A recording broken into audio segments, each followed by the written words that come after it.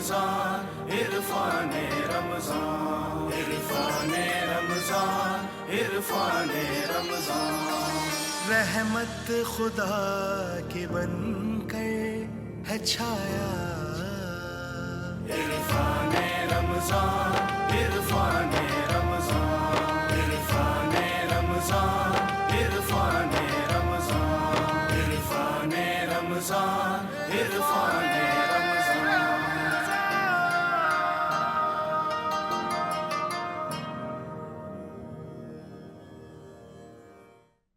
سلامتی ہے ان آنکھوں پر جو ہدایت پہ نظریں جمائے بیٹھی ہیں، ان کانوں پہ جو ذکر خیر کے منتظر رہتے ہیں، اور ان قدموں پہ جو ہدایت کی راہ پہ گامزن ہیں۔ السلام علیکم ورحمۃ اللہ وبرکاتہ۔ تمام تعریفیں خدائے بزرگ و برتر کے لیے جو وحدہ لا شریک ہے، نہ کوئی ثانی نہ کوئی ہمسر۔ درود لا محدود محبوب رب الودود، راحت العاشقین مراد المشتاقین، حضرت محمد مصطفیٰ، آپ کی آل پاک، آپ کے جانثار انصار اور اصحاب پر ضرمن۔ آپ دیکھ رہے ہیں پروگرام الف لام میم، یہ عرفان رمضان کی خوبصورت سی نشست ہے۔ میں آپ کا میزبان محمد اویس ربانی تہہ دل سے آپ کو کہتا ہوں خوش آمدید۔ عزیزان من، کل کا ہمارا موضوع بہت خاص تھا۔ ہم نے باطنی امراض کے حوالے سے گفتگو کی، معاشرے میں پنپتی ہوئی وہ برائیاں کہ جن کو برا سمجھنے سے بھی ہمارا ضمیر و زبان قاصر ہے، ہم نے اس کے حوالے سے لب کشائی کی اور الحمدللہ خاطر خواہ کی۔ مگر کل ابتدائی حصے میں ہم نے نکاح کے معاملات کو بھی ڈسکس کیا اور اس موضوعات پہ بھی ہم آئے۔ آج ہم اس کی دوسرے اینڈ کے اوپر کھڑے ہوئے، طلاق۔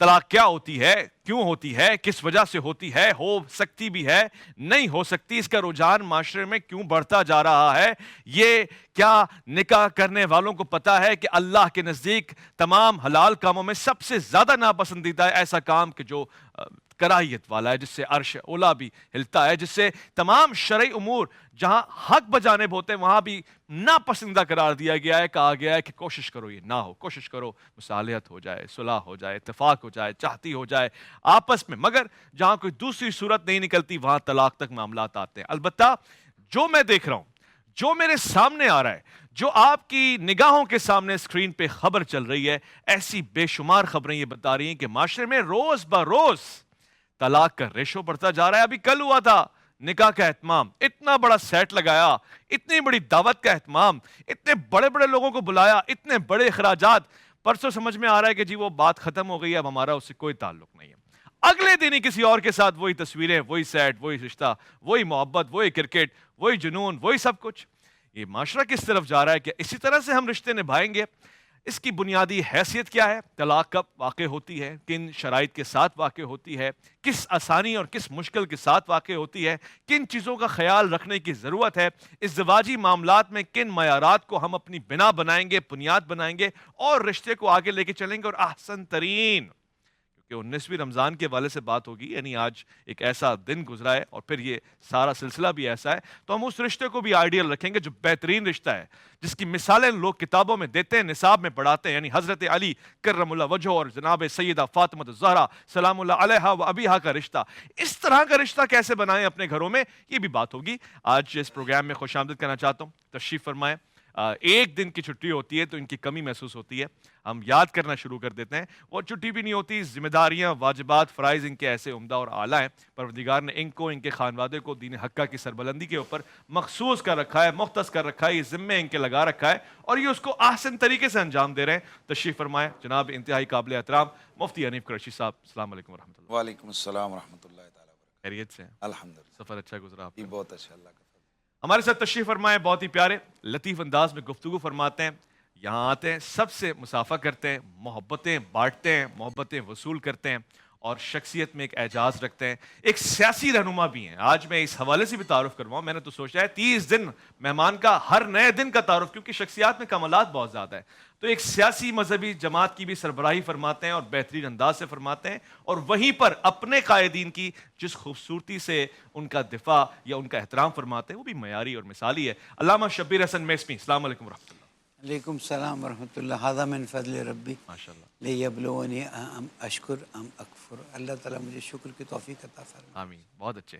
ہمارے ساتھ بائیں جانب تشریف فرمائے، ان کا لباس آج پہلی مرتبہ ہے کہ میچنگ سے تھوڑا سا ہٹ کے ہے، مگر گفتگو میچنگ کے ساتھ ہی فرماتے ہیں، آتے ہیں تو معطر ہوتے ہیں خوشبو کے ساتھ، اور اسی طرح گفتگو کی بھی خوشبو پھیلا دیتے ہیں، وہ نشر ہوتی ہے کلپس کے ذریعے، ہر جگہ پہنچتی ہے، کمال حاصل ہے ان کو، حافظہ ان کا، یہ سینہ جس کے اندر علم بھرا ہوا ہے، احادیث بھری ہوئی ہیں، یہ سینہ معتبر ہے۔ جناب ڈاکٹر قاری خلیل الرحمان صاحب، السلام علیکم ورحمۃ اللہ۔ وعلیکم السلام ورحمۃ اللہ۔ مگر آج آپ نے غور سے نہیں دیکھا، کراس میں آج بھی میچنگ ہے، کراس میچنگ ہے۔ آج بھی میچنگ ہے۔ اچھا آج کالر کے کلائی کے ساتھ میچ او ہو، ڈاکٹر صاحب جیت گیا آج امتحان میں ڈالا ہے۔ چشمے کے ساتھ بھی میچنگ ہے۔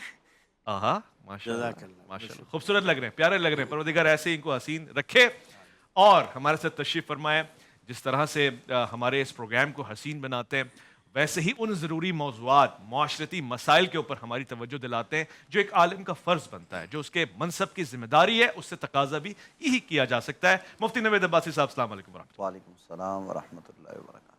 اور تشریف فرمائے، بہت ہی پیارے، ہم تو ان سے یہ کہتے ہیں کہ جتنا زیادہ ان کا وقت ہمیں نصیب ہو، ہمارے لیے سعادت کی بات ہوگی۔ میں نے بہت کم ایسے لوگ دیکھے ہیں جو چاہے کسی مسلک سے ہوں مگر مسلکی تعصب نہیں رکھتے، جو بنیادیں مضبوط کرتے ہیں، جو استحکام دیتے ہیں ملک اور ملک کی سالمیت کو، جو مدارس کے حوالے سے بہت ذرا روشن خیال اور معتدل فکر رکھتے ہیں۔ مفتی ابوبکر محی الدین صاحب، السلام علیکم۔ وعلیکم السلام ورحمۃ کیسے مزاج؟ بہت شکریہ الحمدللہ۔ میں گفتگو چاہتا ہوں آج پرویز مشرف والے ہیں کیا؟ روشن خیالی ہے۔ پرویز مشرف والے کون سے ہوتے ہیں؟ مشرف بھی صاحب بھی ہمارے ہی تھے، سارے ہمارے ہیں۔ اچھی اس زمانے میں انہوں نے مدارس بھی بنائے تھے، بالکل صحیح فرما رہے ہیں، لیکن یہ ان کی عمدگی ہے۔ یہ وہ روشن خیالی نہیں ہے مشرف والی، یہ اسلام کے اعتدال کی بات کرنے والی بات ہے۔ واہ واہ۔ اچھا اعتدال کی بات ہوئی تو میں آپ کو ایک ایسے، میں یہ نہیں کہہ رہا کم سن، کیونکہ ہیں بھرپور، ذرا سا ناتواں لگتے ہیں مگر آواز سے اپنا تعارف کروائیں گے۔ حافظ قرآن بھی ہیں، عالم دین بھی ہیں، اور میں نے اکثر ان کی ویڈیوز بنگلہ دیش کی دیکھی ہیں، وہاں بیٹھے ہوئے اپنی واعظ و نصیحت بھی فرما رہے ہوتے ہیں اور کلام بھی سنا رہے ہوتے ہیں۔ حبیب اللہ ارمانی صاحب، السلام علیکم۔ کیسے مزاج؟ بنگالی میں کرتے ہیں وہاں؟ میں نے یہ پوچھا تھا، بنگالی آتی ہے آپ کو؟ اردو۔ اچھا اردو اردو میں کرتے ہیں۔ بنگلہ دیش میں بڑے سارے مسلمان اردو سمجھتے ہیں۔ ظاہر بات ہے، یہیں سے گئے ہیں۔ ماشاءاللہ سے جی، گفتگو کا آغاز کرتے ہیں۔ سب سے پہلے ایک بنیادی مسئلہ طلاق۔ میں مفتی حنیف رشید صاحب کی طرف آتا ہوں۔ مجھ سے ہم ہمیشہ یہ کوشش کرتے ہیں کہ ذرا غیر روایتی گفتگو کر لیں، کیونکہ ہر سال ہم اس پہ آتے ہیں۔ اب آپ دیکھ رہے ہیں روزانہ ہر سال فیگر ہے نا طلاق کا، وہ بڑھتا جا رہا ہے، اور اب تو مشہور اور معروف لوگوں کے گھر نہیں بچ رہے۔ میں اس حوالے سے دو ٹوک کہتا ہوں کہ جی علماء کے درمیان ایسا معاملہ نہیں ہے، الحمدللہ ایک ایسا طبقہ ہے جو محفوظ ہے، مگر ہے تو معاشرتی مسئلہ طلاق کا، تو کیوں اس کا رجحان بڑھ رہا ہے؟ یہ کیسے اتنی آسان ہو گئی، ہر بندہ فوراً سے طلاق دے دیتا ہے؟ بسم اللہ والصلاۃ والسلام علی رسول اللہ۔ طلاق بنیادی طور پر عقد نکاح کے ذریعے جو رشتہ قائم ہوتا ہے، اس رشتے کو ختم کرنے کا نام طلاق ہے۔ طلاق کی بہت ساری اقسام ہیں جو کہ حسب ضرورت جب ان پر گفتگو ہوگی تو ان کو بیان کیا جائے گا۔ تاہم طلاق جائز کام ہے، اور یہ مرد کو حق دیا گیا ہے۔ یدی عقدۃ النکاح، قرآن میں اللہ تعالیٰ فرماتا ہے کہ یہ جو نکاح ہے اس کی گرہ جو ہے نا ہم نے مرد کی ہاتھ میں دی ہے، مرد کے ہاتھ میں۔ طلاق بے شک یہ جائز کام ہے، لیکن جیسے آپ نے انٹرو میں کہا ہے کہ جائز کاموں میں پھر بھی جو اللہ تبارک و تعالیٰ کو سخت ناپسند ہے، اللہ پاک پسند نہیں فرماتے ہیں کہ ایسا ہو، وہ کام جو ہے نا وہ طلاق ہے۔ اور اس کے حوالے سے گو کہ سند کے اعتبار سے بہت اتنی زیادہ مضبوط روایات نہیں ہیں، لیکن بہرحال بہت ساری ایسی روایات موجود ہیں کہ جن میں طلاق دینے کے عمل کی حوصلہ شکنی کی گئی ہے، اور جس میں واضح طور پر بیان کیا گیا ہے کہ یہ طلاق اللہ اور اس کے رسول کو سخت جو ہے نا وہ ناپسندیدہ عمل ہے۔ اگلا معاملہ یہ ہے کہ یہ جو طلاق ہے یہ کیوں زیادہ بڑھتی جا رہی ہے؟ بنیادی طور پر ہم نے جتنا اسلام سے اور دین سے اپنے آپ کو دور رکھا ہے، اتنا ہمارے معاشرتی، اخلاقی، ہر قسم کے ہمارے مسائل بڑھتے چڑھے جا رہے ہیں۔ میں ایک دفعہ پہلے بھی اسی پروگرام میں آپ کے ادھر ہی کہہ چکا ہوں کہ اگر ہم غور کریں تو تمام برائیوں سے سب سے زیادہ جو چیز روک سکتی ہے انسان کو، وہ اس کا دین اور مذہب ہے۔ یعنی دین اور مذہب کی لگامیں یہ ایسی مضبوط چیز ہوتی ہے کہ اس سے بندہ چاہے کوئی دیکھ رہا ہو یا نہ دیکھ رہا ہو، بندہ اپنے آپ کو بچاتا ہے۔ جیسے میں نے مثال دی تھی کہ روزہ ہے، اب روزہ ہم گھر میں اکیلے ہوتے ہیں، ٹھنڈا جناب فریج میں پانی لگا ہوا ہے، کوئی دیکھ بھی نہیں رہا ہوتا، لیکن روزہ نہیں کھایا جاتا۔ کیوں؟ کہ وہاں پر قانون کا ڈر نہیں، وہاں پر حاکم وقت کا ڈر نہیں، کسی ماں باپ کا ڈر نہیں، وہاں پر اللہ کا خوف اور اللہ کا ڈر ہے۔ تو معاشرے میں برائیاں اسی وقت زیادہ سے زیادہ ختم کی جا سکتی ہیں کہ جب ہم مذہب کے ساتھ زیادہ سے زیادہ مضبوطی کے ساتھ چمٹ جائیں اور اپنے آپ کو مذہب کے ساتھ مضبوطی سے جوڑ لیں۔ جب تک ہم دین کے ساتھ نہیں جڑیں گے، ہم ان برائیوں میں مزید دھنستے چلے جائیں گے۔ یہ جو ہمارے معاشرے میں طلاق کی بڑھتی ہوئی شرح ہے، اس کے پیچھے اگر ہم غور کریں تو میرے سے زیادہ یقیناً سننے والے وہ اس چیز کو سمجھ رہے ہوں گے کہ ہم نے وہ جو اسلام نے ہماری تربیت کی تھی کہ نکاح کا جو بنیادی مقصد تھا، ہم نے اس بنیادی مقصد کو پس پش ڈال دیے. پھر وہ جو قیودات رکھی گئی تھیں، وہ جو ہماری رہنمائی کی گئی تھی کہ آپ نے اگر شادی کرنی ہے تو سب سے پہلے دین کو دیکھو، یہ جو دولت شہرت یہ حسن و جمال یہ بعد میں دیکھنا ہے، سب سے پہلے تم نے دین کو دیکھنا ہے کہ مرد اور عورت یعنی لڑکے اور لڑکی کا دین کیسا ہے. اس دین کی بنیاد پر جو اچھے دین والا اچھے اخلاق والا ہے اس کے ساتھ آپ نبھانے کی یہ شادی کرنے کی کوشش کریں. ہم نے دین کو سب سے آخر پہ رکھا ہے، چاہے کوئی شرابی ہو چاہے کوئی غلط آدمی ہو، ہم وہ بعد میں دیکھیں گے، لیکن اس کے پاس جناب بینک بیلنس اچھا ہو، اس کا اچھی جناب شخصیت ہو تو چلیں جی جناب بڑا اچھا رشتہ آ گیا ہے، لہذا رشتہ ہوتا ہے. اور پھر ایسے رشتے وہ لفظ ایک بولتے ہیں نا، پھر ٹوٹ گئی تڑک کر کے، پھر وہ ٹوٹتے ہیں اور پتہ بھی نہیں چلتا. جیسے آپ نے بتایا کہ رات کو جناب کو اور مسئلہ ہوتا ہے، صبح کو اور مسئلہ ہوتا ہے. تو اصل طلاق سے رکنے کی ایک ہی سب سے بڑی صورت ہے کہ خوف خدا دلوں میں پیدا کیا جائے. اور ہمارا سب سے بڑا المیہ اویس بھائی یہ ہے کہ ہم اگر 10,000 روپے کی چیز ہم نے خریدنی ہو تو اس کے لیے ہم 10 دفعہ پوچھتے ہیں، ادھر ادھر دیکھتے ہیں. عمرے پہ لوگ جاتے ہیں تو عمرے کے لیے بہت سارے مسائل سیکھتے ہیں. حج کے لیے جاتے ہیں تو 2 مہینے 4 مہینے کلاسیں لیتے ہیں وہ. لیکن سوال یہ پیدا ہوتا ہے کہ جب شادی کرتے ہیں تو شادی سے پہلے ہم نے شادی کے احکام، شادی کے مسائل، ان چیزوں کو ہم نے کتنا غور کیا ہے، یا اس کے اوپر ہم نے کتنا اپنی نسل کو ایجوکیٹ کیا ہے. زیادہ سے زیادہ جہیز میں آتے ہوئے بیوی یا بچی کو جو ہے نا وہ قرآن پاک دے دیا جاتا ہے اور قرآن کے سائے میں اس کو چلا دیا جاتا ہے اور سمجھا جاتا ہے کہ ہم نے اپنی بیٹی کو پورے کا پورا حق دے دیا. بدقسمتی سے وہ قرآن شریف بھی سب سے بالا جگہ پہ رکھا ہی رہتا ہے، یعنی اس کا مطالعہ بھی نہیں ہو پاتا، قرات بھی نہیں ہو پاتی. کاش کہ ایسا نہ ہوتا. مگر علامہ صاحب چونکہ موضوع طلاق ہے، مدیر صاحب نے بڑی ایک مفصل گفتگو فرمائی ہے. ان سے تو میں نے یہ پوچھا کہ بڑھتا کیوں جا رہا ہے، آپ سے میں اس کا دوسرا رخ پوچھتا ہوں کہ اتنا مشکل کیوں ہے آپ کے پاس طلاق کا پروسیجر، اس کے فوائد کیا ہیں، اس کے نقصانات کیا ہیں؟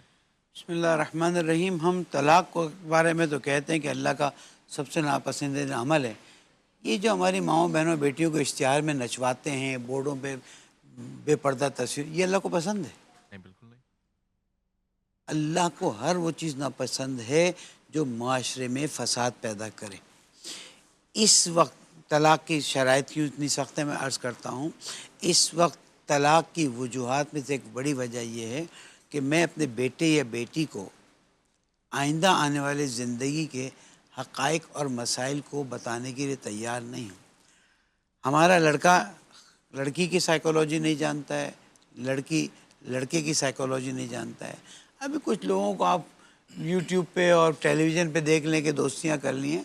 معاشرے میں الحمدللہ رب العالمین ابھی بھی ان مسائل میں احتیاط ہے. اب جب شادی ہوتی ہے تو لڑکا اس کی سائیکولوجی کو نہیں سمجھ رہا ہوتا، لڑکی لڑکے کی سائیکولوجی کو نہیں سمجھ رہی ہوتی. جبکہ اللہ سبحانہ و تعالیٰ فرماتا ہے کہ میں نے تم دونوں کے درمیان میں مودت اور رحمت کو مودت کو قائم کیا. مشکل ہماری یہاں پر آتی ہے کہ ہم، جیسے مفتی صاحب نے بہت صحیح بتایا، ہم اپنے بچے بچیوں کو ذہنی طور پر آمادہ نہیں کرتے ہیں کہ جب تم جاؤ گے تو تمہیں ان چیزوں کا سامنا کرنا پڑے گا، اور ان چیزوں کو سامنا کرنے کے لیے prevention is better than cure.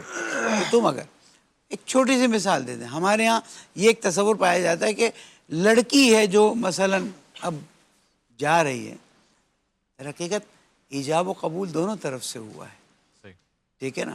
تو لڑکا اور لڑکی دونوں مل کر اگر فیملی کو چلانے کی کوشش کریں گے تو بہتر طریقے سے چلے گی، دخالتیں کم رہیں گی تو فیملی بہتر طریقے سے چلے گی. اور ہماری ایک بہت بڑی مشکل اس وقت میڈیا میں جو ڈرامے کے ذریعے توقعات کو بڑھایا جاتا ہے لڑکی کے، لڑکی کی آرزو ہے، خواہش ہے، تمنا ہے، توقعات کو بڑھایا جاتا ہے وہاں سے لڑکے کے لیے کہ جناب اس طرح سے. پھر جب وہ چیزیں نہیں ملتی ہیں تو پھر ظاہر ہے کہ وہ پیار اور محبت کا رشتہ قائم نہیں ہوتا. اپنی بات کو مختصر کرتے ہوئے ایک اور چیز ہے، نکاح برکت کا باعث ہے، نکاح رحمت کا باعث ہے. جس میں ڈانس اور گانے اور تمام حرام چیز ڈال دی جائیں، وہ برکت کے فرشتے کیسے آئیں گے؟ پھر مودت اور رحمت اللہ تعالیٰ کی طرف سے کیسے آئے گی؟ ہمیں ان چیزوں پر غور کرنا ہوگا. کہ مجھے تو ڈر لگتا ہے کہ کل کو روزے کی بھی افطار کی جو سیریمنیز ہوں گی نا، اس میں بھی لوگ اس طرح کی چیزیں کرنا شروع کر دیں گے، اور وہ جو ایک برکت کا इंतज़ाम है वो नहीं हो। ٹھیک ہے ٹھیک ہے، ایک مختصر سے وقفہ لینے لگے ہیں جی، لوٹ کر آئیں گے. بہت عمدہ گفتگو آپ نے فرمائی، آپ نے ان چیزوں کی طرف اشارہ دیا جس سے برکت ہی اٹھ جاتی ہے، تو پھر جب جہاں پہ عدم برکت ہو پھر آپ وہاں توقع کس بات کی کرتے ہیں. لوٹ کر آئیں گے، الف لام میم میں آپ کا انتظار ہے. عرفان رمضان عرفان رمضان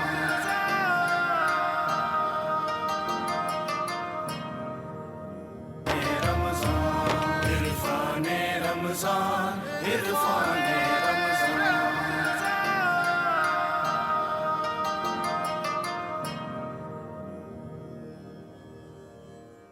خوش آمدید خواتین و حضرات. میں معاشرے کا ایک ذمہ دار فرد ہونے کی حیثیت سے میں چاہتا ہوں کہ آپ کے گھر سلامت رہیں، اور اسی لیے یہ پروگرام ہے. اگر آپ اس پروگرام کو دیکھ کے سوالات بھی پوچھیں گے ہم اس کو بھی ویلکم کہیں گے، مگر یقین جانیے ایک ایسا عمل جس پہ ہم فخر کرتے ہیں کہ ہمارے اس معاشرے کی تہذیب اور تمدن ہے کہ ہمارے یہاں گھریلو نظام بڑا مستحکم ہے.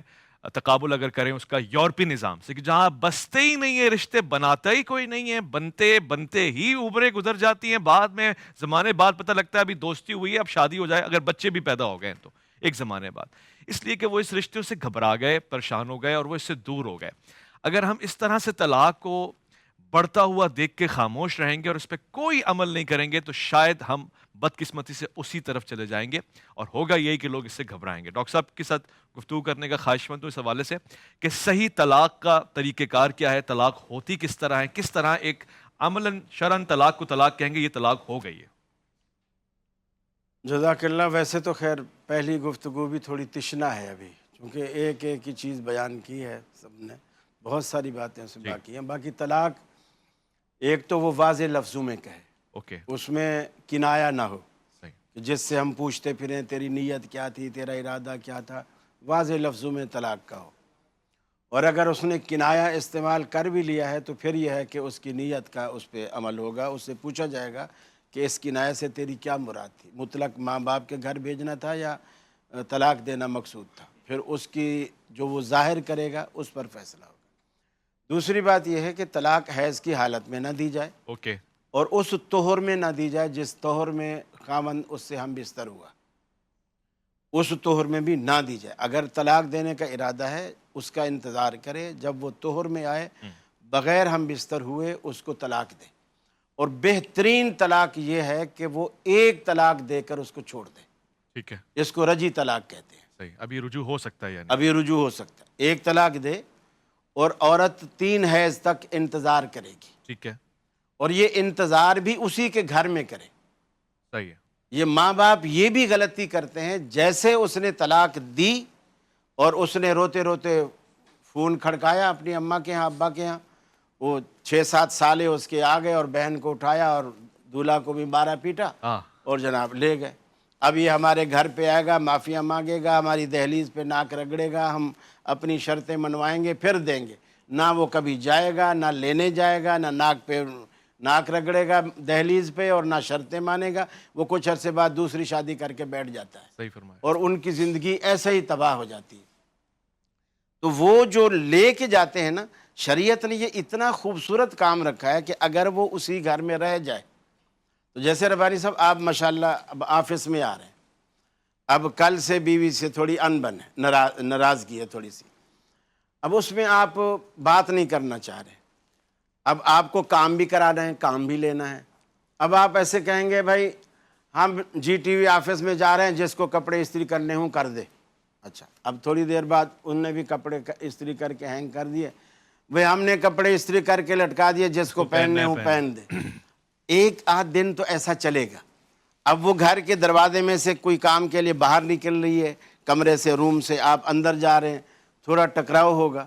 یہ مائنس پلس کی تاریں جب ٹکراتی ہیں نا، محبت کا ایک خاص کرنٹ پیدا ہوتا ہے اور یہی صلح کا باعث بنتا ہے. واہ وہ انشاءاللہ 1-2 دن کے اندر ہی وہ ہو جائیں گے. بس پھر آپ نے ڈریس پہنا، اس نے اتنا کہہ دیا نا کہ آج آپ ٹی وی پہ اتنے زبردست لگ رہے تھے، تو آپ کہیں گے میں تو ٹی وی پہ لگ رہا نا، آپ تو گھر میں بھی اتنی زبردست لگ رہی ہیں. بس فوراً ملاپ ہو جائے گا، فوراً. اور اگر یہ مائنس پلس کی تاریں ٹکرائیں اور پی ایم ٹی اڑ گئی پھر نہیں اڑے گی. یہ اللہ نے نہ اللہ نے پاور ہی اتنی رکھی ہے کہ اس سے بلب روشن ہوگا، فیوز نہیں ہوگا. بلب روشن ہوگا انشاءاللہ، فیوز نہیں ہوگا. اور دوسری یہ بھی ہم لوگ غلطی کرتے ہیں کہ جیسے علماء جب نکاح پڑھاتے ہیں نا، علماء کی بھی ذمہ داری ہے کہ نکاح کے وقت ایک مختصر سا خطبہ دیا کریں. صحیح. ہمارے علماء صرف عربی میں چند آیات پڑھ دیتے ہیں اور دعا کرا دیتے ہیں، اور وہ چونکہ ہم عربی نہیں ہیں، صحیح. معاشرے کو پتہ نہیں چلتا کہ اللہ کے رسول نے یہ 3 آیات کا انتخاب جس میں 4 دفعہ اللہ سے ڈرنے کا حکم دیا گیا ہے، صحیح. اور نکاح کے موقع پر، خوشی کے موقع پر اللہ سے ڈرنے کی آیات بظاہر عقل کہتی ہے اس کی کیا تک ہے. نبی کریم کی حکمت بتا رہی ہے کہ تمہارا گھر بسے گا اسی سے کہ جب اللہ کا ڈر تمہارے دلوں کے اندر ہو. علماء کو تھوڑا سا وہاں حقوق بھی دونوں کو بتانے چاہیے. تیسری بات، گھر اس لیے بھی نہیں بستے کہ وہ لڑکی جو اپنے ماں باپ کے گھر میں نواب ہوتی ہے اور ماں باپ اس کا ناز اٹھاتے ہیں، وہ وہی چیز لے کر اسی خیال سے وہ شوہر کے گھر میں بھی قدم رکھتی ہے کہ یہاں بھی شاید میرے ناز اٹھائیں گے.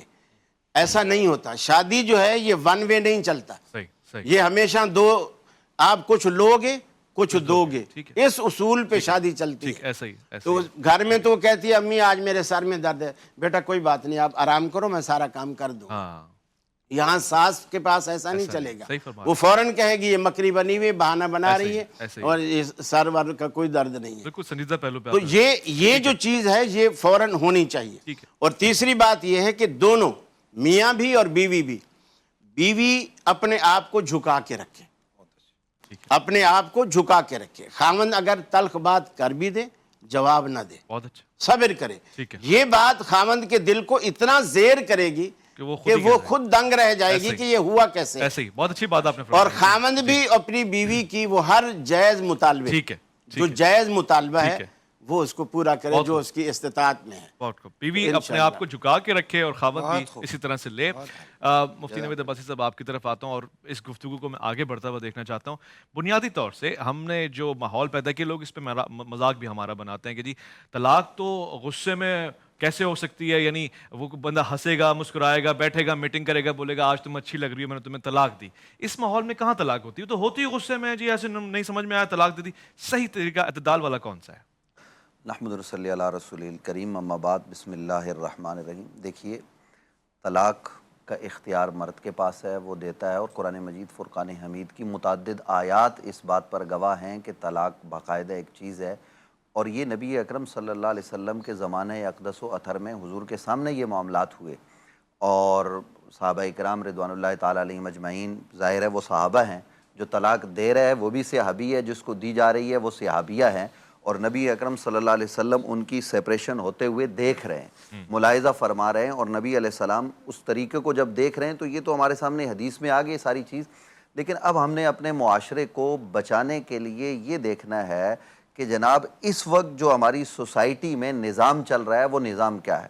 وہ نظام یہ ہے کہ ذرہ سی بات پر معاشرے میں طلاق ہو جاتی ہے. یعنی ایسے متعدد، آپ دارالفتاء میں حضرت کے ادارے سے لے کر کسی میں بھی چلے جائیں تو مسائل آپ کو آتے ہوئے ایسے نظر آئیں گے کہ جناب خاتون جو ہے نا وہ گاڑی چلا رہی تھی اور گاڑی چلاتے ہوئے اس نے کوئی ایسا کام کر دیا تو شوہر کو پتہ چلا، اس نے وہیں فون پہ طلاق دے دی. یعنی مجھے تیری ضرورت ہے نہیں، تو گاڑی لے کے نکلی کیوں؟ حالانکہ خود اجازت دی ہوئی ہے گاڑی چلانے کی، اور اس سے معمولی سا ٹائر گاڑی کا پنچر ہو گیا تو وہ تھوڑی تاخیر ہو گئی. ان معاملات پر، بچے کو اسکول لے کے جانے کے مسئلے پر آپ کے علم ہے کہ طلاق ہوتی ہے. تو یہ کوئی طریقہ نہیں ہے، یہ کوئی اصول نہیں ہے، یہ کوئی قاعدہ و ضابطہ نہیں ہے کہ آپ اس طرح غصے میں آئیں اور یک جنبش قلم طلاق دیتے پھریں. لیکن یہ بات آپ کی درست ہے کہ طلاق یوں تو کوئی نہیں دے گا نا کہ جناب ٹیبل پہ کھانا سجائے، جیسے ہمارے شیف کھانا بناتے ہیں اور پھر افطار کے دسترخوان پہ کھانا اس کے سامنے لگا کر، اور وہ قاری صاحب کو جو ہے نا وہ وہاں بیٹھے ہوئے ہوں اور وہ کہے کہ جناب قاری صاحب آپ گواہ رہنا، میں نے اپنی بیوی کو محبت بھرے انداز میں طلاق دے دی. طلاق ہوتی ہی غصے میں ہے، بغیر غصے کے نہیں ہوتی، وہ غصے کی حالت میں ہی ہوتی ہے. ظاہر ہے شوہر کو کسی حال میں غصہ آتا ہے اور وہ غصے کو قابو میں نہیں کر پاتا اور کہتا ہے کہ میں نے تمہیں طلاق دے دی، تو ظاہر ہے اس میں طلاق جب دے گا. غصہ تو حرام ہے نا، حرام کیفیت میں کوئی چیز. دیکھیے غصہ حرام ہونا یہ ایک الگ بات ہے، غصہ آنا یہ غیرت کی اور مومن کی نشانی ہے، اس کو پی جانا یہ مومن کی نشانی ہے. ایک مومن کو اب وہ نہیں پیتا، یہ تو ہمارے معاشرے، ہماری سوسائٹی کی خرابی ہے نا صاحب. یہ ہماری مطلب ہمارے معاملات یہ ہیں کہ وجہ کیا ہے؟ وجہ جیسے ابھی صاحب نے بتایا کہ ہم طلاق کے مسائل سیکھتے کتنے ہیں. کون آدمی ہے جو شادی کے بعد یا شادی سے پہلے، یا یہ اس میں قصور مدارس اسلامیہ کا بھی ہے، جہاں میں یہ بات کر رہا ہوں یہاں ہمارے علماء کا بھی قصور ہے کہ طلاق کے کورس کتنے کروائے جاتے ہیں. آج ہم صرف کا کورس، نحو کا کورس، منطق کا، فلسفے کا فقہ، اور احکام تمام کا، جناب میراث کا کورس میراث تمام کا۔ مدارس میں ہوتا ہے، تفسیر کا ہوتا ہے، اصول تفسیر کا ہوتا ہے، حدیث کا، اصول حدیث کا. تو طلاق کا ہم کیوں نہیں کرواتے؟ آج یہ مدارس میں یہ چیز طلاق کا کورس کروائیں گے تو اس کا مطلب یہ ہوگا کہ ہم اس کو فروغ دیں. نہیں یہ اب ہمارے نہیں. پاس آپ طلاق کا کورس کورس کروائے اور معاشرے کو بتائیں. یہ علماء آج ہم بیٹھ کے یہاں بات کر رہے ہیں، یہ بڑی سنجیدہ بات ہے. یہ طلاق کا کورس کروانے سے ہم فروغ کی بات نہیں، یعنی طلاق کو روکنے کے اسباب کیا ہو سکتے ہیں، میاں بیوی اپنے گھر کو آگے کیسے بڑھا سکتے، اسلام اس باب میں کیا کہتا ہے، نبی اکرم صلی اللہ علیہ وسلم کا طریق کیا ہے. یعنی جو میری خامی ہے نا، جب میں مدارس کی بات کر رہا ہوں تو میں ان کو نہیں کہہ رہا، میں اپنے آپ کو کہہ رہا ہوں. جو میری خامی ہے میں اس کو میاں بیوی پر نہ ڈالوں. میں اپنے محلے کا جو امام ہے اس کی ذمہ داری ہے کہ وہ یہ کام کرے، اس انداز میں لوگوں کو آگاہی فراہم کرے تو بہت سے گھر بچ سکتے. اور میں یہ بھی بتا دوں، کئی ہمارے بزرگ گاؤں دیہاتوں میں، یہ شہروں میں زیادہ رجحان ہے، گاؤں میں کم ہے، گاؤں دیہاتوں میں بزرگوں کا کنٹرول ہوتا ہے، جو خاندان کا بڑا ہوتا ہے وہ طلاق کے معاملات کو کنٹرول کرواتا ہے، اور طلاق کی شرح بہت کم ہے دیہاتوں میں. وجہ فرمایا آپ نے، میں یہی کہنے والا تھا اور میں کہنے بھی یہی لگا ہوں کہ اگر آپ کسی بھی فیملی میں ہیں اور آپ نے طلاق کا مائنڈ بنا لی، ایک مرتبہ ایک صحیح عالم سے آپ رجوع کریں، اس کے سامنے بیٹھیں، اور اس عالم کی بھی یہ ذمہ داری ہے کہ ان کے معاملات کو پرکھ کے سلجھانے والی بات کرے. یہ حتمی طور سے دیکھ لے کہ ان کا رشتہ اگر ہوا تھا تو ہو سکتا ہے، چل بھی سکتا ہے، بس یہ کہ جلد بازی نہ ہو. ایک مختصر سا وقفہ ہے، لوٹ کر آئیں گے، مفتی صاحب سے گفتگو ہوگی، کلام بھی آپ کے سامنے رکھیں گے. الف لام میم میں آپ کا انتظار ہے. عرفان رمضان، عرفان رمضان،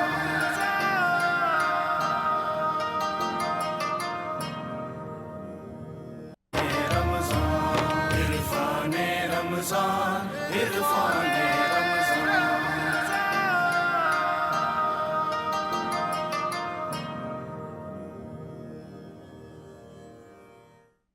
خواتین و حضرات، ملک پاکستان کی سالمیت ہمیں عزیز ہے، اور اس حوالے سے ابھی بھی دیکھا گیا ہے کہ بہت سے انتشار پسند لوگ، شدت پسند لوگ، یا ایسے لوگ جو چاہتے ہیں کہ ملک کا نظم و ضبط خراب ہو، کہیں نہ کہیں کسی نہ کسی ایسی ایکٹیویٹی میں انوالو ہوتے ہیں جس سے ملک کی سالمیت کو خطرہ لاحق ہوتا ہے. عوام پاکستان اس کا نشانہ ہوتی ہیں. ظاہر بلوچستان اور دیگر علاقوں میں بھی اس طرح کے واقعات کرنے کی کوشش کی گئی، جس میں ہمارے محافظین اپنا کردار بھرپور انداز سے انجام دے رہے ہیں. اس کے علاوہ خود کراچی شہر میں بھی بڑھتی ہوئی کارروائیاں، جس میں دہشت گردی کا ہی عنصر شامل ہے، لوٹم لاٹ، ڈکیتی، چوری، یہ بڑھتی جا رہی ہے. میرا موضوع یہ نہیں ہے، مگر میں اس حوالے سے شدید مذمت بھی کرتا ہوں، اور ان اداروں کو، ان سربراہان کو، ان افسروں کو متوجہ کرتا ہوں جو اس کو اگر نہیں دیکھ رہے تو اس بہانے دیکھ لیں، اور اگر وہ روزے میں ہیں اور لٹتا پٹتا دیکھ کر ہمیں خوش ہیں، مطمئن ہیں، تو پھر آپ انتظار کیجئے، اگلی باری آپ کی ہے. اگلی باری ان کی ہے کہ جن کی بڑی گاڑی ہیں، کیونکہ چھوٹی گاڑیوں پہ سیلری لے جانے والے لوگ تو چھن رہے ہیں، ان کے ساتھ تو ناانصافی ہو رہی ہے. اگر ان کا دل ہم سے بھر جائے گا اور ہمارے پاس کچھ نہیں بچے گا تو دو ہی باتیں ہوں گی: یہی غریب کل کو اسی طرح کی ایکٹیویٹیز میں انوالو ہو جائیں گے، یا پھر یہ سارے مل کے اس طرف آئیں گے کہ جس طرف ان کو اس سے زیادہ کچھ مل جاتا ہوگا. میں اس کی مذمت کرتا ہوں، اور ایک بار پھر سے احساس دلاتا ہوں ان لوگوں کو کہ جو اس حوالے سے بھرپور ذمہ داری نبھانے کا حلف اٹھاتے ہیں. میں اس گفتگو کو اویس بھائی اس میں ایک جملہ اگر اجازت دیں، اس لیے کہ وزیر داخلہ صاحب اگر یہ فرما رہے ہیں کہ مجھے آئے ہوئے تو ابھی ہفتہ ڈیڑھ ہفتہ ہوا ہے اور میں کنٹرول کرنے کی کوشش کروں گا، اور یہ سب کیا دھرا نگران حکومت کا ہے. صاحب نگران بنائی کس نے؟ اور دوسری بات یہ ہے کہ پچھلے 15 سال سے حکومت ہے کس کی؟ اللہ کا واسطہ سرے عام لوگوں کو گولیاں ماری جا رہی ہیں شہر میں، اس کو کون روکے گا؟ آپ بالکل وجہ فرما رہے ہیں. مفتی ابوبکر محی الدین صاحب، موضوع جو ہمارا طلاق کا چل رہا ہے اس حوالے سے ایک ضروری گفتگو ہو گئی، وقت ہمارے پاس کم ہوتا ہے، لیکن اہم ترین موضوع ہے. کیا واقعاً طلاق اتنی آسان ہے کہ میں اگر سنجیدگی اس کے میں ایسی مذاق میں بھی کسی کو کہہ دوں گا تو وہ ہو جائے گی؟ اس سے افیکٹ کیا پڑ رہا ہے معاشرے کے اوپر؟ بسم اللہ الرحمن الرحیم. شریعت نے اس معاملے میں سختی رکھی ہے، اور سختی رکھی ہے خواتین کے تحفظ کے لیے کہ انہیں کوئی مذاق نہ بنا دے. اور زمانہ جاہلیت میں انہیں اس حوالے سے نشانہ بنایا جاتا تھا. صبح طلاق دی، 1000 طلاقیں دی، 100 طلاقیں دی، بیچاری گھر جانے لگی روتی دھوتی، پھر پکڑ کے بلا لی، میں رجوع کرتا ہوں. پھر دوسرے دن پھر مارا پیٹا، پھر گھر سے نکالا، 100 طلاقیں دی، شام کو وہ گھر جانے لگی، پھر پکڑ کے لے آئے. اب ایک عذاب ہے خاتون کے لیے، نہ جان چھوٹتی ہے نہ بنتی ہے. تو اس چیز کو شریعت نے طلاق کے مفہوم کو اس حوالے سے سخت رکھا ہے کہ کوئی یہ نہ کہے عورت کو کہ طلاق دے اور جب بیچاری وہ جانے لگے تو کہے جی میں تو مذاق کر رہا تھا، میں تو غصے میں تھا، پھر لے آئے، پھر مار پیٹ کرے، شام کو پھر طلاق دے، پھر وہ بیچاری جانے لگے، وہ کہنے جی 4 سال بعد کھڑا ہو جائے میں نے تو مذاق میں دی تھی۔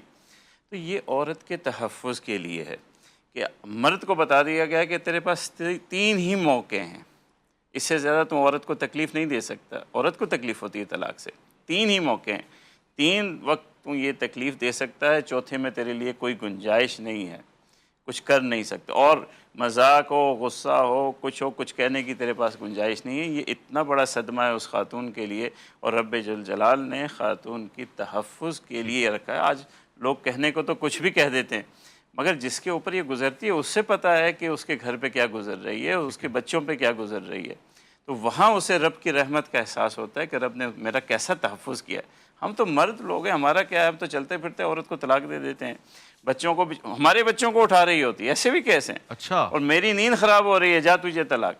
ہم تو ایسے ہیں، ہم تو ایسے ہیں۔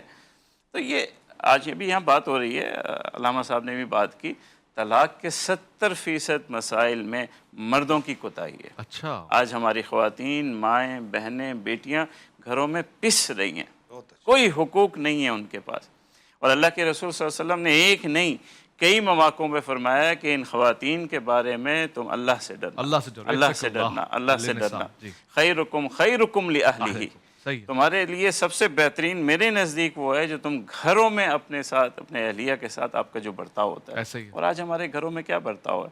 اچھا، طلاق غصے میں ہی دی جاتی ہے، ہم یہ جملہ کہتے ہیں غصے میں، طلاق غصے میں دینے کے لیے ہے ہی نہیں۔ اچھا، یہ مرد ہے جو زیادتی کرتا ہے عورت کے اوپر کہ غصے میں اٹھا کے طلاق دے دیتا ہے۔ واہ، طلاق کا مطلب یہ ہے کہ ایک رشتہ ہو گیا ہے، اب وہ نبھایا نہیں جا رہا، سارے خاندان نے مل کے فیصلہ کر لیا یہ رشتہ نبھ نہیں رہا ہے، اب بہت ہو گیا اختلاف، بہت سوچ بچار ہوگی، اب اسے ختم کرنا ہے۔ ٹھیک ہے، تو سوچ بچار کے بعد، اچھی طرح فیصلہ کرنے کے بعد اسے استعمال کرنے کا عمل ہے یہ، ٹھیک ہے، اور سوچنے کے بعد، پورے غور و فکر کے بعد، اور اسی طریقے سے جس طرح سے علامہ صاحب نے فرمایا یہی اچھا طلاق طریقہ ہے۔ دینے کا یہی طریقہ ہے، اسی کو لینا چاہیے، ٹھیک ہے، اور خلا اور طلاق کا فرق بھی ذرا بیان فرما دیجیے۔ اس طرح سے طلاق لینا چاہیے۔ دیکھیے ابھی کورس کی بات ہوئی طلاق کی، جی۔ کیا کورس بیان کریں؟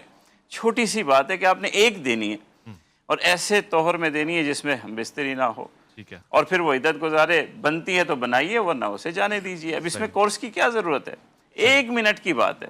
لیکن جب ہمیں غصہ چلتا ہے مردوں کو تو ہم کسی کی نہیں سنتے، نہ کسی کو دیکھتے ہیں، بس اس وقت تو وہ خاتون جو اللہ کی مخلوق ہے ہمارے سامنے تو سب سے بڑی دشمن ہوتی ہے، اور ہمارے پاس سب سے بڑا ہتھیار یہی ہوتا ہے۔ اور جب آپ نے ہتھیار چلانے ہیں تو پھر اللہ نے ایسا نظام بنایا کہ ہتھیار آپ ہی کے سر پہ پڑنا ہے، یہ اللہ کا نظام ہے۔ وجہ فرمایا آپ نے۔ اچھا، خلا کا جو معاملہ ہے، دیکھیے نکاح ایک بندھن ہے، اب اس بندھن کو جس طرح 2 لوگ مل کر کے قائم کرتے ہیں، جی، مرد اور عورت، ایجاب اور قبول کے ساتھ، اسے ختم کرنے کا اختیار بھی دونوں کے پاس ہونا چاہیے۔ ٹھیک ہے، یہ تو نہیں کہ صرف مرد کو ہی شکایت ہو سکتی ہے، کسی خاتون کو بھی تو شکایت ہو سکتی ہے کہ میں نہیں رہنا چاہتی، میرا نہیں نباہ ہو رہا اس سے، اس کے اخلاق اور رویہ درست نہیں ہے، لیکن ساتھ میں کیونکہ رب شفیق ہیں، کریم ہے، مخلوق اس کی ہے، اسے پتا ہے کہ یہ جلد باز ہے، لوگوں کی باتوں میں جلدی آ جاتی ہے، کہیں ایسا نہ ہو کہ یہ اپنا نقصان کر بیٹھے، تو اس کے لیے جو اس کے نکاح کے ختم کرنے کا طریقہ اسے بتایا گیا، وہ اس طرح کہ وہ اس نکاح کو ختم کرنے میں کہیں خود ہی کسی تکلیف کا نہ شکار ہو جائے، تو اس کا جو طریقہ ہے وہ خلا کا طریقہ ہے، اچھا، کہ وہ اپنے رشتہ داروں کو ملائے گی، کہے گی اس سے بات کرو، اس کو راضی کرو، کوئی بات چیت کرو۔ اگر رشتہ دار، والدین، بھائی یہ سمجھیں گے کہ یہ بچی غلط سوچ رہی ہے، وہ اس کو سمجھائیں سمجھا گے، دیں گے۔ تو اس میں کوئی بات نکل جائے گی، لیکن سبھی یہ سمجھیں گے تو وہ خلا کا راستہ اختیار وہ کر لیں کورٹ گے۔ کی طرف جائے گی پھر۔ دیکھیں خلا میں کورٹ ضروری نہیں ہے، اوکے، وہ گھر کے لوگ بھی مل کے، میاں بیوی بھی مل، بیوی بھی کہہ سکتی ہے آپ مجھے طلاق دے دو، میں یہ آپ کے لیے کر دیتی ہوں، یہ آپ کی شرائط مانتی ہوں، اٹس اے تب بھی ٹھیک ہے۔ ریکویسٹ فار طلاق، ایسے ہی Request نا، for ماحول طلاق۔ سازی کرنا، یہ بالکل۔ نہیں ہے کہ عورت کے بس اختیار ہے کہ وہ نکاح ختم کر دے۔ نہیں، وہ نہیں کر سکتی۔ ہاں، اب عورت اپنے اس اختیار کو استعمال کرنے میں ناکام ہو گئی ہے، شوہر نہیں مان رہا کسی طریقے بھی، پھر اس کے بعد پھر بھی ایک حق اس کے پاس بچتا ہے کہ پھر وہ کورٹ میں جائے اور کورٹ کو کہے مجھے یہ تکلیف ہے، میرے اوپر ظلم ہو رہا ہے، آپ اس نکاح کو ختم کر دیں، مگر وہاں اسے اسٹیبلش کرنا پڑے گا کہ واقعی میں مظلوم ہوں اور میرے ساتھ زیادتی ہو رہی۔ تو یہ 3 طریقے ہیں نکاح کو ختم اس کرنے میں کے۔ ہمارا اختلاف یہ ہے کہ خلا گھر میں ہوتا ہی نہیں ہے، अच्छा, खुला बगैर कोर्ट के होगा ही नहीं। खुला औरत का हक है, तलाक मर्द का हक है। ठीक है। अब तलाक नामे पर अगर मर्द ने दस्तखत कर दिए और औरत ने दस्तखत नहीं किए तो क्या तलाक नहीं होगी? होगी। अगर खुले पर औरत ने दस्तखत कर दिए ठीक है, और मर्द ने नहीं ठीक किए है। तो फिर खुला नहीं होगी? होगी। ठीक है। सर मैं ये बात इसलिए समझना कि चाहता हूँ। वो तलाक एक मुझे लम्हा दें, मैं समझने के लिए वफा लेके लौट के आप ही के पास आ रहा हूँ, इस बात को समझने के लिए कि एतराज क्या है और उसकी क्या हैसियत भी है। लौट कर आते हैं, अलिफ लाम मीम में आपका इंतजार है। इरफाने रमजान इरफाने रमजान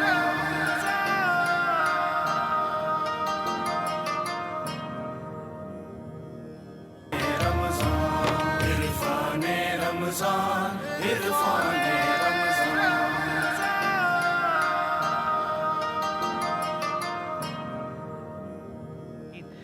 ख़वातीन और हज़रात, इस वक्त मेरे हाथ में जो एक नादिर नया नुस्खा है, ये खूबसूरत सी किताब है, मुफ्ती हनीफ कुरैशी साहब अपने साथ इसे ले आए हैं और ये साहबजादा अबू तुराब सैयद हबीबुल हक शाह काज़मी साहब की लिखी हुई है। इसका नाम हुर्मत बतूल है। ये बहुत प्यारा नाम है। इस किताब को इस नाम से मंसूब देखकर दिल करेगा कि मैं इसे पढूं।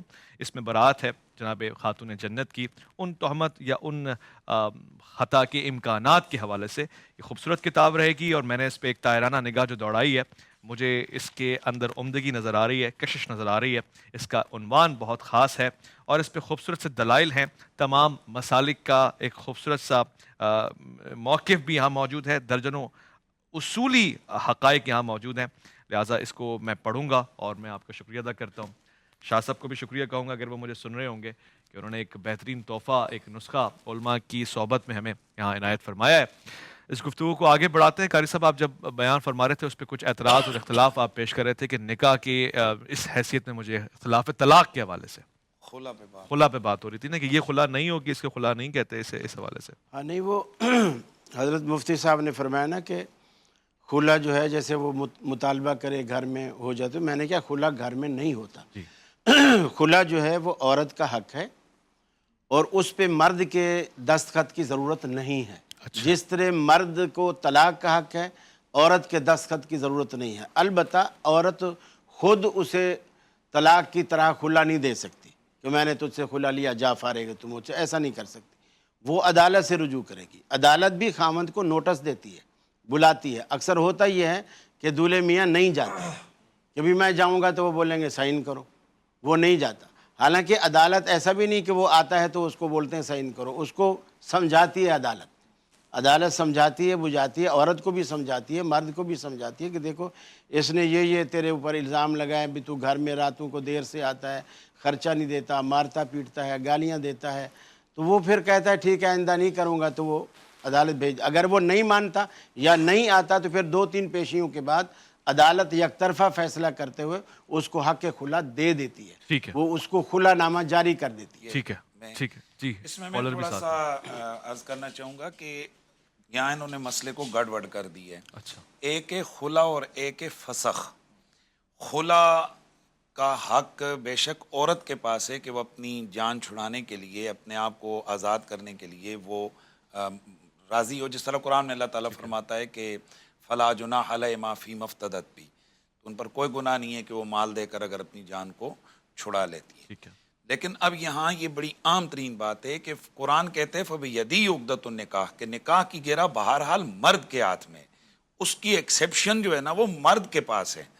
अगर औरत ये चाहती है कि भाई मेरा कोई हक बुनियादी तौर पर गसब किया जा रहा है या उसको सल्ब किया जा रहा है, मसलन उसमें उसके हुकूक ज़ौजियत अदा करने की अहलियत नहीं है, या वो कर नहीं रहा, या उसका नान नफ़का बिल्कुल अदा ही नहीं हो रहा, या वो बिल्कुल उसके करीब आ नहीं, उसको छोड़ कर चला गया और उस औरत के यकीनी कतई हराम में मुब्तला होने का अंदेशा है, तो ऐसी सूरत में वो अदालत जाकर फस्ख़ निकाह करवा सकती है। बहरहाल हमारे यहाँ ये जो खुला है ये बाकी दीगर माली मामलात की तरह एक माली मामला है। अच्छा। जिस तरह बाकी मामलात में लेन देन में इजाब और कबूल होता है, जब तक वो नहीं होगा यहाँ पर ऐसा नहीं होगा। लेकिन यहाँ हम ये तो बात कर रहे हैं, अहम तरीन बात जो हमारे इस प्लेटफॉर्म से जानी चाहिए वो ये है कि अल्लाह के नबी सल्लल्लाहु अलैहि वसल्लम ने, अबू दाऊद शरीफ की रिवायत है, हुजूर सैयद आलम ने फरमाया कि अगर कोई औरत बग़ैर किसी خاص مجبوری کے بغیر کسی پریشانی کے شوہر سے طلاق کو طلب کرتی ہے تو اس پر جنت کی خوشبو بھی حرام ہے۔ اللہ اکبر، اور ہمارے یہ سچ ہاں بات اس ہے۔ کی حوصلہ شکنی یوں کرنی چاہیے، ہمارا عدالتی نظام اس قدر گڑبڑ ہے ہاں۔ کہ یہاں یوں ہوتا ہے کہ اگر لڑکا چلا گیا بیرون ملک نوکری کرنے کے لیے، پیچھے سے جناب نوٹس آئے اس کے پتے پر، اس کو پتہ ہی نہیں، واپس آتے ہیں تو آگے اس کی بیوی کے 2 بچے بھی ہوئے ہوتے بیوی کے 2 بچے کسی اور مرد کسی اور سے ہوئے ہوتے ہیں۔ تو یہ بالکل غلط طریقہ ہے کہ جب تک یہ کالر میرے ساتھ ہیں، 2 کالرز فقہ منتظر ہیں، موقف لے لیجیے، میں آپ کی طرف سر، موقف ایسا لینے مت آؤں گا، آپ کیجیے۔ سے ہی آغاز آ کریں۔ جائے گا پھر ہم نظر انداز ہو جائیں گے۔ جی فرمائیے۔ ایسے نہیں ہوتا ہے، 3 4 باریاں ہو گئی ہیں۔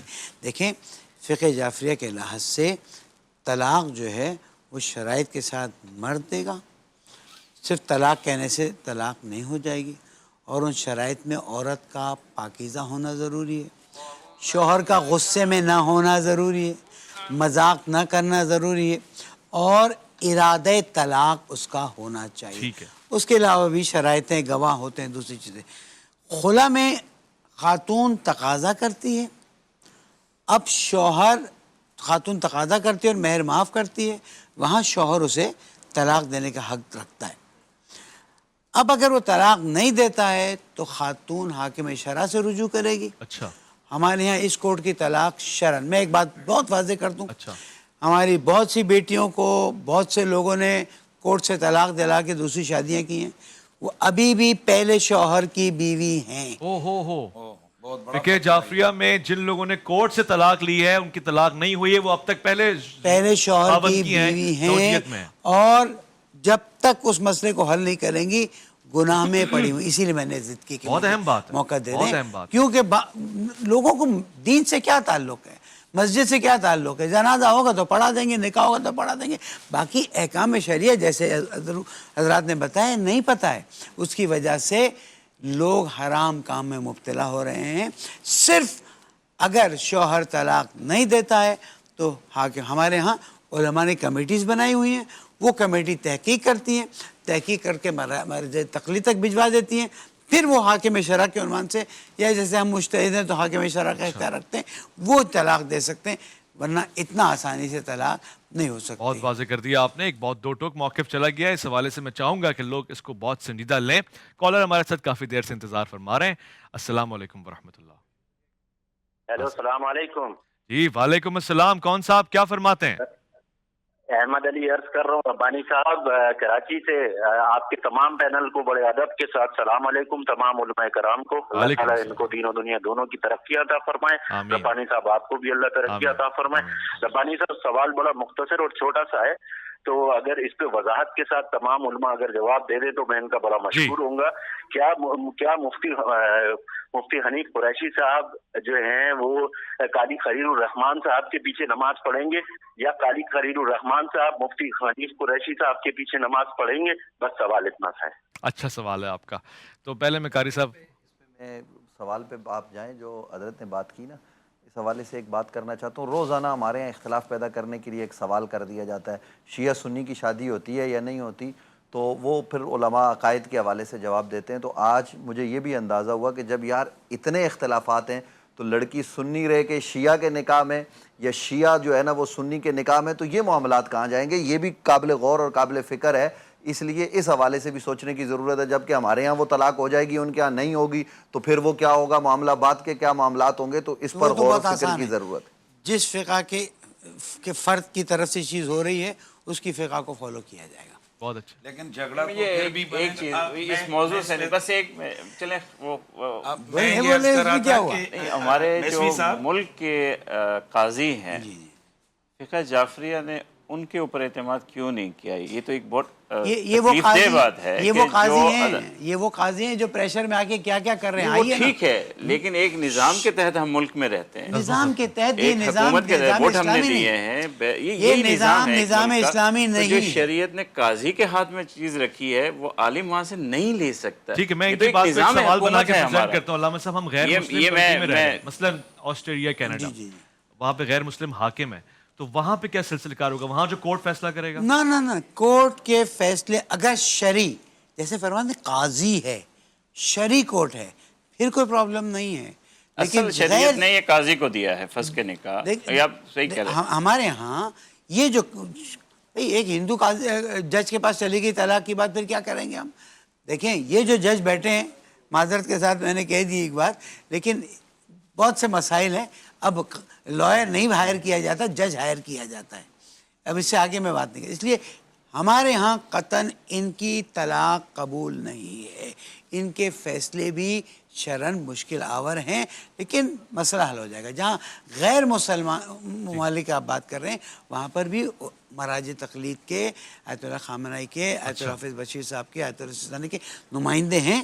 وہ انہی مسائل کو حل کرتے ہیں، اور کہیں بھی مسئلہ اٹکتا ہے تو باقاعدہ ای میل یا واٹس ایپ کے ذریعے مرکز چلا جاتا ٹھیک ہے. ہے. کالر ہمارے ساتھ. السلام علیکم ورحمۃ اللہ. السلام علیکم. جی السلام علیکم. وعلیکم السلام. حضور کون صاحب کہاں سے کیا فرما رہے ہیں؟ میں زاہد سمر بات کر رہا ہوں کراچی سے. جی زاہد صاحب کیا حال ہیں؟ دعا شکر ہے. آپ کا جی ٹی وی پروگرام بہت نائس اور اچھا چل رہا ہے. مجھے بہت خوشی ہو رہی. میں پہلے دیکھتا تھا علامہ لیاقت علی خان کو، لیاقت علی صاحب کو، لیاقت علی خان مرحوم کو دیکھتے تھے. جی جی لیاقت بھائی کا پروگرام بہت اچھا ہو رہا تھا. اس کے بعد جو میں نے دیکھا سارے عالم کو بٹھا کے آپ ایک جگہ بیٹھے ہوئے، بہت اچھا ہو رہا ہے. محبت آپ کی، شکریہ. اچھا دوسرا عرض یہ ہے کہ یہ مجھے ایک سوال بہت دنوں سے ذہن میں ہے کہ جو عالم دین کے بیٹھے ہوتے ہیں اس میں جا کر عورتیں اینکر بن کے پروگرام میزبانی کرتے ہیں. یہ شرعی حساب سے عورت کو نان مرد کے غیر مرد کے سامنے آنا نہیں ہے، تو یہ کیسے بیٹھتے ہیں کہ اس کا شرعی حساب کیا ہے؟ صحیح ہے. آپ تو سوال کو سمجھ گئے ہیں، سمجھ گئے. آپ ہی جواب دیتے ہیں. دیکھیے یہ جو روزانہ ہم سے سوال ہوتا ہے کہ جی خاتون اینکر ہوتی ہے، اس کے ساتھ علماء بیٹھ جاتے ہیں. نہیں، آپ تو مرد اینکر ہیں، علماء خاتون اینکر کے ساتھ بھی بیٹھے ہوتے ہیں نا. کیوں بیٹھتے ہیں؟ میں بتاتا ہوں کیوں بیٹھتے ہیں. دیکھیے عورت کی بھی اسلام نے تقسیم کی ہے. ایک ہے آزاد عورت جو گھر میں رہتی ہے، ایک ہے کام کاج کرنے والی عورت. جو کام کاج کرنے والی عورت ہوتی ہے نا، اس کے احکام بالکل الگ ہوتے ہیں. یعنی احکام لونڈی کے بھی ہیں، آزاد عورت کے بھی ہیں، باہر والی عورت کے بھی ہیں. تو یہ عورتیں جب خود آ کے بیٹھتی ہیں، دیکھیے بری نظر سے کسی بھی عورت کو دیکھنا، بری نظر سے تو آپ گھر میں کسی عورت کو دیکھیں تو وہ گناہ کبیرہ ہے. اور میں یہ سمجھتا ہوں، یہ حسن ظن ہے کہ علماء کرام جس بھی خاتون کے ساتھ بیٹھتے ہیں اس کو بری نظر سے نہیں دیکھتے. وہ سوال کرتی ہے، یہ جواب دے دیتے ہیں. اور کوشش دیکھیں وہ اداکارہ ہیں، وہ لوگ، وہ خواتین جو سارا سال جو ہے نا وہ بے حجاب بھی ہوں تو علماء کے سامنے کم از کم وہ سر پہ حجاب رکھ لیتی ہیں، لیکن میک اپ کر کے آتی ہیں، فیس کھلا ہوتا ہے. تو میں اس کو مختصر وفے کی طرف جا رہا ہوں. مطلب یہ کہ آپ نے کہا عورتوں کی دو قسمیں انہوں نے بیان فرمائی، آپ نے کہا، اور وہ جو دوسری قسم ہے آپ اس کی نیت سے بیٹھتے ہیں کہ ٹھیک ہے، وہ ٹھیک ہے، واضح ہو گیا، آپ کا موقف آ گیا. ہاں جی وفے کی طرف جا رہے ہیں. کالر لے لیں، کالر لے لیں. کالر ہمارے ساتھ. وہ کالر دیکھیں کتنے پرانے تھے. زاہد بھائی لیاقت علی خان مرحوم صاحب کے پروگرام آپ نے دیکھے ہوئے، ماشاءاللہ آپ تو بہت قابل آدمی ہیں، کمال آدمی ہیں. اور یہ جو آپ صحیح فرما رہے ہیں، آپ شاید ڈاکٹر صاحب کی طرف اشارہ دے رہے ہیں. واقعی یہ کریڈٹ ڈاکٹر صاحب کو جاتا ہے اور یہ بہت مشکل کام ہے. آپ نے نماز کی بات کر دی ہے، مجھ سے جواب لے لیں. یہاں پہ بیٹھے ہوئے لوگ جو بیٹھ جاتے ہیں نا ساتھ میں اور حسن اختلاف سے گفتگو کر لیتے ہیں اختلاف ہونے کے باوجود، یہی بہت بڑا کمال ان کا ہے، یہ کارنامہ ان کا ہے کہ یہاں بیٹھ کے یہ کر لیتے ہیں. ورنہ ہم میں تو اتنی بھی جرت نہیں ہے، ہم ایک دوسرے کو للکارتے رہتے ہیں کیمرے کے پیچھے، ادھر سے ادھر سے، یا فون پہ، یا جھگڑے کرتے ہیں دور ہو کے. محبت کی بات تب شروع ہوتی ہے جب آپ ساتھ بیٹھتے ہیں. یہاں پہ اختلاف بھی ہوتا ہے، یہاں پہ اتفاق بھی ہوتا ہے. بیٹھنا ساتھ ایک بہت بڑا کارنامہ ہے. اس میں نے اور آپ نے ہمیں ایک دوسرے کا حوصلہ بڑھانا ہے، ہاتھ تھامنا ہے، نہ کہ ہمیں نہ اتفاقیاں ڈالنی ہیں. لوٹ کر آتے ہیں جی، آپ کا انتظار ہے. عرفان رمضان عرفان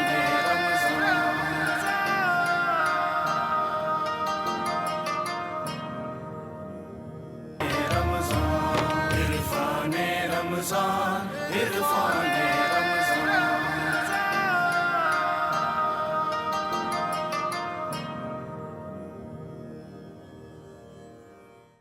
خوش آمدید. الف لام میم پروگرام آپ کے سامنے ہے. علماء کرام تشریف فرما ہے. آپ کی لائیو کالز بھی آ رہی ہیں، فقہ شرعی سوالات بھی آپ پوچھ رہے ہیں، اور یہاں پر واٹس ایپ کے اوپر جو سوالات آئے ہیں وہ بھی لیے جاتے ہیں. تو بسم اللہ کرتے ہیں. پہلا سوال کیا ہے؟ یوم علی کی مناسبت سے میرا معزز علماء کرام سے دو سوال ہیں. ایک سوال تو یہ ہے کہ حضرت علی کے قاتل ابن ملجم پہ کیا ہم لعنت کر سکتے ہیں، جیسے کہ ہم امام حسین کے قاتلوں پہ لعنت کرتے ہیں، یزید ہو گیا، شمر ہو گیا، تو ایسے ہی کیا ہم ابن ملجم پہ بھی لعنت کر سکتے ہیں؟ دوسرا سوال میرا یہ ہے کہ آپ صلی اللہ علیہ وسلم سے ایک روایت ملتی ہے کہ ابن ملجم جو ہے وہ امت کا بدترین انسان ہے، تو اس کے پیچھے وجوہات کیا ہیں؟ ٹھیک ہے، شقی ترین انسان ہے. مفتی صاحب عبد الرحمن ابن ملجم جس نے یہ سخت ترین شقی القلب والا کام کیا، کیا اس پہ لعنت کر سکتے ہیں؟ دیکھیں یہ جو ہمارے ہاں ایک بنا دیا گیا جی وہ لعنت نہ کریں لعنت نہ کریں، تو قرآن مجید میں جو یلعنہم اللائنون، ان پر لعنت کرنے والوں کی لعنت، لعنہم اللہ، اللہ کی ان پر لعنت، تو یہ کیا ہے؟ لعنت اللہ علی الظالمین، لعنت اللہ علی الکاذبین، کاذبین بھی ظالمین، یہ کیا ہے؟ اگر لعنت جو ہے نا یہ بالکل اتنا ہی وہ ممنوع امر ہے، اصل میں لعنت یہ ہے کہ آپ اس سے برات کر رہے ہیں، آپ اس سے تبرہ کر رہے ہیں، آپ اس سے جدائی دوری کر رہے ہیں، اور یہ کہہ رہے ہیں کہ یہ ایسا بدبخت ہے کہ اللہ تبارک و تعالیٰ کا اس پر کوئی کرم نہ ہو، اللہ کی کوئی اس پر رحمت نہ ہو، اور یہ بدبخت ترین ہے، آپ اس سے دور کر رہے ہیں اپنے سے۔ تو ظاہر ہے اس میں کیا جواب دوں؟ پوری امت مسلمہ کا بچہ بچہ جواب دے کہ مولا علی کے قاتل پہ لعنت نہیں کی جا سکتی۔ یہ کیسا سوال ہے بھائی؟ بندے کے دل میں ایمان ہو اور وہ مولا علی کے قاتل کے حوالے سے کہے جی اس پر لعنت نہیں کر سکتے۔ ہم تو لاکھ لعنت بھیجتے ہیں اس بندے پر کہ جس نے مولا کائنات مولا علی پاک کو قتل کیا یا اس میں منصوبہ سازی کی یا کسی قسم کا کوئی بھی اس کے اندر کردار ہے تو اس پر لعنت ہے، اور صرف اس پر ہی نہیں بلکہ ہر اس شخص کر جو کسی بھی مقدس مطہر پاکیزہ خون جو کہ ناحق قتل کرتا ہے اس پر بھی لعنت اللہ کی کہ وہ کیسا یہ کام کر رہا ہے۔ باقی رہ گیا کہ وہ جو اشکناس، وہ بالکل روایات میں ہمارے یہاں موجود ہے کہ اللہ کے نبی صلی اللہ علیہ وسلم نے حضرت علی کے قاتل کو امت کا بدبخت ترین انسان قرار دیا، فرمایا کہ پچھلوں میں بدبخت وہ تھا کہ جس نے حضرت صالح علیہ السلام کی اونٹنی کی پونچھیں کاٹی تھیں، اور بعد والوں میں بدبخت وہ ہے کہ جو علی تجھ پر حملہ کرے گا۔ جی عباسی صاحب آپ بھی اس پہ اظہار رائے فرما دیں۔ ملعون عبد الرحمن ابن ملجم کے اوپر لعنت، یہ کیسا ہے آپ کی نظر میں؟ میں کوئی دو رائے نہیں ہو سکتی۔ عبد الرحمن ابن ملجم بدبخت ترین آدمی ہے، اور وہ لعنتی، میں تو اس سے آگے کی بات بڑھ کے کہہ سکتا ہوں کہ وہ تو کافر ہے۔ کیسا انسان ہے جو علی جیسے انسان کو قتل کرے؟ مطلب میں تو اس کو مسلمان کہنے کو دل نہیں کرتا، آپ لعنت کی بات کر رہے ہیں، مطلب حیرت کی بات ہے اویس بھائی، مطلب جس نے 19 رمضان کو فجر کی نماز میں، حالت نماز میں، امت کے سب سے بہترین آدمی کو قتل کیا۔ آپ ذرا لگائیں اس وقت حضرت علی سے بڑھ کر کون تھا؟ الحق حیث دار علی، جہاں علی کھڑے ہو جائیں حق وہاں ہوتا ہے۔ وہ مدینۃ العلم کا باپ، وہ نبی علیہ السلام کا اخی، وہ اتنا بڑا آدمی جس کا احترام سارے صحابہ کرتے رہے، اس کو آپ جو ہے وہ جس آدمی نے بے دردی سے شہید کر دیا، قتل کر دیا، اس کو ہم چھوڑ دیں؟ قرآن مجید نے اس بارے میں یوں فرمایا وَمَن يَقْتُلْ مُؤْمِنًا مُتَعَمِّدًا فَجَزَاؤُهُ جَهَنَّمُ خَالِدًا فِيهَا وَغَضِبَ اللَّهُ عَلَيْهِ وَلَعَنَهُ، کہ جس نے کسی شخص کو یہ جان بوجھ کر کہ یہ شخص مومن ہے، اس کو یہ پتہ ہو کہ یہ مومن ہے، اس کو قتل کیا، فرمایا اس کا ٹھکانہ دوزخ ہے، ہمیشہ رہے گا اس پر خالدین اور اس پر لعنت ہے، اور اس کے لیے بہت بڑا عذاب اللہ رب العالمین نے اس کے لیے تیار کر رکھا ہے۔ پھر وہ بندہ جس نے سیدنا علی المرتضیٰ پر حملہ کیا، وہ جس گروہ اور جس پارٹی سے تھا، اس گروہ کے بارے میں رسول اکرم صلی اللہ علیہ وسلم نے فرمایا یہ جہنم کے کتے ہیں۔ واقعاً حق، یہ جہنم کے کتے ہیں، جیسے جہنم میں بچھو بھی ہوں گے، سانپ بھی ہوں گے، تو جہنم میں کتے بھی ہوں گے، اور وہ کتے جو ہیں وہ خوارج میں سے ہوں گے۔ جی حق فرمایا، حق فرمایا، بہت اچھی بات ہے۔ اس میں کوئی دو رائے نہیں، دو رائے کوئی نہیں ہے۔ میرا بچہ مل کے لعنت دیتے ہیں ابن ملجم کے اوپر، اللہ تعالیٰ اس کو ملعون قرار دے جہنم میں بھی، اور ایسے لوگوں سے ہمیں دور اور پاک رکھے۔ بیزاری کا اعلان کرتے ہیں ایسے لوگوں کے ساتھ۔ کال ہمارے پاس ہے، واٹس ایپ پہ ہمارے پاس میسج آیا ہوا ہے، کیا کہتے ہیں فرمائیں۔ السلام علیکم اویس بھائی، آپ کو بہت شکریہ کہ آپ نے ہماری اور علماء حضرات ہماری رہنمائی کی۔ میں یحییٰ عرض کر رہا ہوں کراچی سے۔ جی وعلیکم السلام یحییٰ صاحب، کیا سوال؟ بس میرا سوال بڑا مختصر سا ہے کیونکہ ٹائم نہیں ہے۔ میں یہ پوچھنا چاہتا ہوں کہ علماء تو حضرات ہمیں بتاتے رہتے ہیں، لیکن آج کل کے دور میں جو ہمارے بچے مختلف اسکولوں میں، جو بڑے بڑے اسکولوں میں پڑھتے ہیں، وہاں عجیب عجیب چیزیں کی تعلیم دی جا رہی ہے، واٹس ایپ پہ عجیب عجیب چیزیں دکھائی جا رہی ہیں، سوشل میڈیا، کیا ہمیں اپنے وقتاً فوقتاً ہمیں اپنا تجدید ایمان نہیں کرنا چاہیے؟ کیا ہمیں اپنے بچوں کے عقائد کو نہیں چیک کرنا چاہیے کہ وہ درست عقیدے سے ہیں کہ نہیں؟ بہت اچھے سوال آپ نے پوچھا ہے، اور بھی ہمارے پاس واٹس ایپ پہ ویڈیوز آئے ہوئی ہیں، سوالات آئے ہوئے، یحییٰ کی بات لے لیتے ہیں، ہم سوال پوچھتے ہیں۔ جی کیا کہہ رہے ہیں؟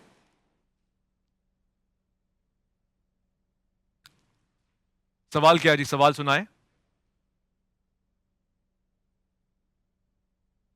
میرا علماء کرام سے ایک کویسچن ہے کہ میں فقہ حنفی سے تعلق رکھتا ہوں اور بیماری کی وجہ سے میں روزے نہیں رکھ سکتا، تو روزوں کا جو فدیہ ہے کیا وہ مجھے عید سے پہلے ادا کرنا لازم ہے یا میں عید کے بعد بھی ادا کر سکتا ہوں؟ مفتی ابوبکر محی الدین صاحب۔ فرمائیں۔ جی جو روزوں کا نہیں رکھ سکتے بیماری، پہلے تو ایسی بیماری ہو جو پرماننٹ ہو، اللہ معاف کرے، ایسی بیماری جس سے صحت کی امید نہ ہو. اگر صحت کی امید ہے چند دنوں میں تو پھر یہ روزے قضا ہی کرنے پڑیں گے، پھر اس کا فدیہ وہ نہیں ہے. اور اگر ایسی بیماری ہے کہ نہیں روزے رکھ سکتے، بالکل ڈاکٹر نے کہہ دیا اب طاقت نہیں رہے گی، تو پھر اس کا فدیہ اس کے ذمہ پر واجب ہے، وہ چاہے ابھی ادا کر دیں یا بعد میں بھی ادا کرنا ہے. ٹھیک ہے، ایک اور ہمارے پاس سوال آیا واٹس ایپ پہ. کیا سوال پوچھ رہے ہیں؟ اور میرا سوال ہے، جب دنیا دارالامتحان ہے تو حضرت آدم علیہ السلام کا امتحان جنت میں کیوں ہوا؟ کیا ہم مرنے کے بعد انشاءاللہ جنت میں جائیں گے؟ کیا وہ درخت ابھی بھی وہاں موجود ہوگا؟ کیا وہ درخت جس سے حضرت آدم علیہ السلام نے پھل کھایا تھا، کیا وہ اب بھی ہمارے امتحان کے لیے ہوگا یا اگلے امتحان کے لیے ہوگا؟ ماشاءاللہ یہ سوال آتا ہے میرے ذہن میں، تو اس پہ رہنمائی فرما دیں. ماشاءاللہ، میرا بھائی بہت سوچ رہا ہے، ڈرائیونگ کرتے ہوئے یہی سوچ رہا ہے. علامہ صاحب اس کا ذرا جواب دے دیں. یہ دنیا دارالامتحان ہے تو آدم علیہ السلام کا امتحان جنت میں کیوں ہو گیا؟ تو اگر دنیا دار امتحان ہے تو اللہ نے یہ تو نہیں کہا کہ وہ جو مقام حضرت آدم علیہ السلام کو دیا تھا اس میں امتحان نہیں ہوگا. تو کوئی تعارض یا ٹکراؤ نہیں ہے. اب اگر اللہ تعالیٰ نے وہ درخت رکھا ہوگا تو جا کے دیکھ لیں گے انشاءاللہ تعالیٰ. نہیں رکھا ہوگا تو اس کی مصلحت نہیں ہوگی. اس سے ہماری زندگی پہ کوئی اثر نہیں پڑتا ہے.